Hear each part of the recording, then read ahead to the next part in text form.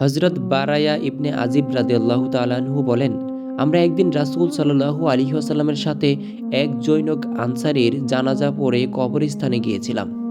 সেখানে পৌঁছে দেখলাম তখনও কবর খনন করা হয়নি। এই কারণে নবী করিম সাল্লাল্লাহু আলাইহি ওয়াসাল্লাম সেখানে বসলেন।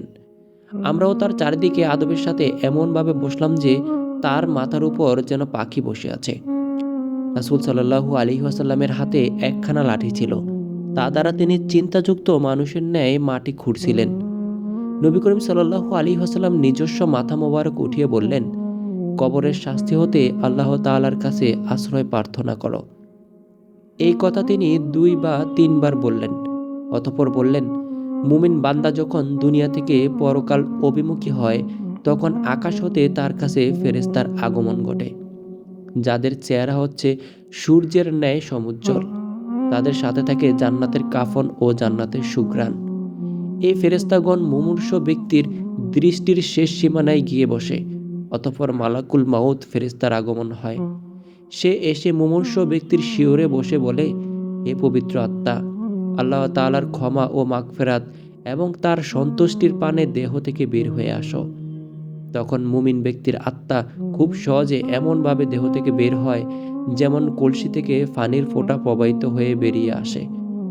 অনন্তর মালাকুল মাউত তা বরণ করে নেন। অতঃপর মালাকুল মাউত হাতে নেওয়ার পর তিনি তা দূরে অপেক্ষমান অন্যান্য ফেরেশতাদের হাতে ছেড়ে দিতে না দিতেই মুহূর্তেই তাদের মধ্যে সে আত্মাকে জান্নাতের কাফন ও সুগন্ধিতে জড়িয়ে আসমানের দিকে নিয়ে চলে যান। এই সুঘ্রাণ সম্পর্কে মহানবী সাল্লাল্লাহু আলাইহি ওয়াসাল্লাম বলেন, পার্থিব জগতের সবচেয়ে উত্তম সুগন্ধি হচ্ছে মেশক। তাদের সাথে আনিত সুঘ্রাণ মেশকের মতোই উত্তম। অনন্তর নবী করিম সাল্লাল্লাহু আলাইহি ওয়াসাল্লাম বলেন, অতঃপর সে আত্মা নিয়ে ফেরেশতাগণ ঊর্ধ্ব গগন পানে চলতে থাকেন।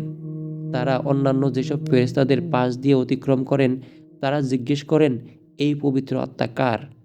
প্রত্যুত্তরে তারা দুনিয়ায় উচ্চারিত সুন্দর নাম উল্লেখ করে বলেন, এ অমুকের পুত্র, অমুকের আত্মা। এভাবে তারা প্রথম আকাশে পৌঁছালে প্রথম আকাশের দুয়ার খুলে দেওয়া হয়। অতঃপর তারা এই আত্মাকে নিয়ে আরও ঊর্ধ্ব গগনে যেতে থাকেন। শেষ পর্যন্ত তারা পর্যায়ক্রমে সপ্তম আকাশে পৌঁছান। এই সময় প্রত্যেক আকাশে ফেরেশতাগণ তাকে অন্য আকাশ পর্যন্ত বিদায় অভিনন্দন জানান।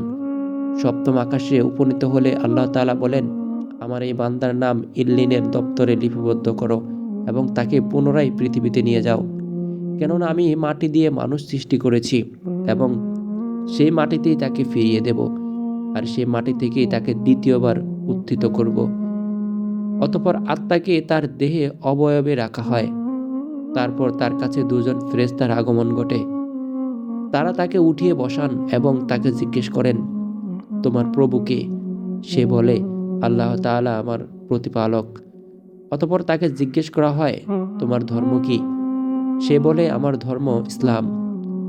পুনরায় তাকে জিজ্ঞেস করা হয়, এই ব্যক্তিকে যাকে তোমাদের কাছে প্রেরণ করা হয়েছিল?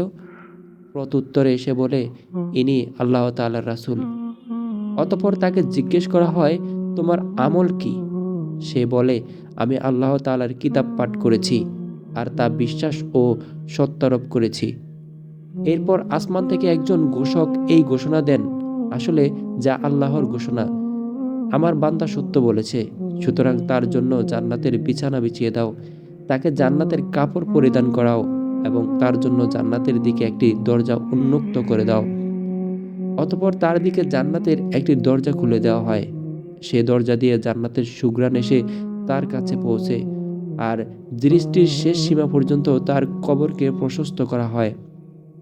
এরপর খুব সুন্দর পোশাক পরিহিত ও পবিত্র ও সুঘ্রাণ মাখা এক ব্যক্তি এসে তার কাছে বলেন, তুমি সুখ ও আনন্দ এবং প্রশান্তির ব্যাপারে সুসংবাদ গ্রহণ করো।